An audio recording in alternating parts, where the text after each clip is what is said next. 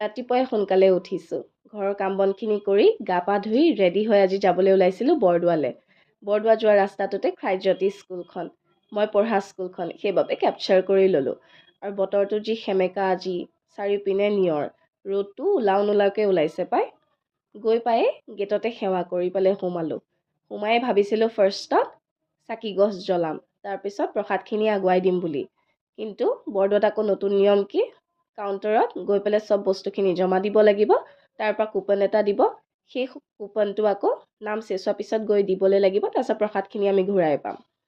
উপায় নাই, গৈ পেলাই সেয়াই কৰিবলগীয়া হ'ল। প্ৰসাদখিনি জমা দি মেলি লৈ তাৰপিছত গ'লোঁ নামঘৰৰ ভিতৰলৈ। ভিতৰত সোমাই বহিলোঁ অকণ। আমিও গৈ পাইছিলোঁ, নামো ষ্টাৰ্ট হ'ল। নাম চেচোৱাৰ পিছতে দিলে আকৌ খাবলৈ প্ৰসাদ। প্ৰসাদ খাই অকণমান বৰদোৱাৰ চাৰিওপিনে ঘূৰিলোঁ।